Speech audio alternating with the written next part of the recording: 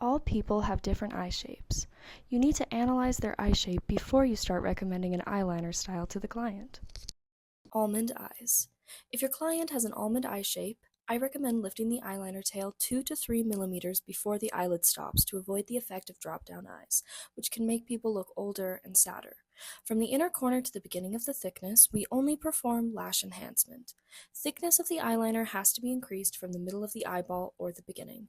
The length and thickness of the eyeliner can vary, but keep in mind that the thicker the eyeliner, the longer it has to be to create a harmonious look. Monolid eyes. If your client has a monolid eye shape, in most cases that requires a thicker eyeliner to make it visible.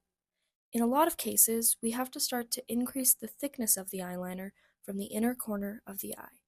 The thickness and length can vary depending on the client's needs and requests. Downturned eyes.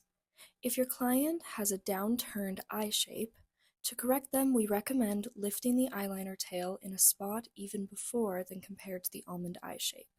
We need to make sure they're going to the sides or higher rather than dropping down. The thickness of the eyeliner has to begin increasing at the middle of the eyeball, not from the inner corner. From the inner corner to the beginning of the thickness, we only perform lash enhancement. Close-set eyes. If your client has close-set eyes, there are only a couple of tips I can give. Do not go with lash enhancement too deep in the inner corner, as we want to spread the eyes apart visually from the center of the face. We also want the tail length from medium to large size to visually spread the eyes sitting position. Round eyes.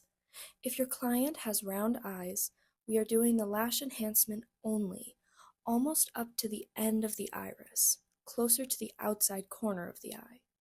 This is to make sure we don't round up the eyes even more than they already are. We don't begin lifting the tail at the very end of the eyelid, we lift the tail before that point, same as with downturned eyes.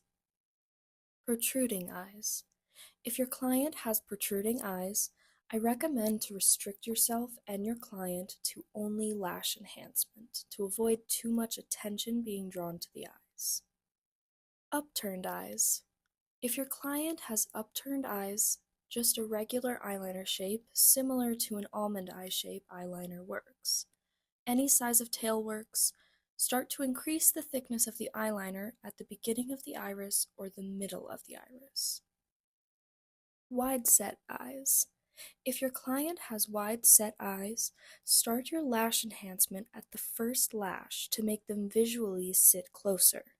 Do not make the eyeliner too long as it will visually spread the eyes even more apart.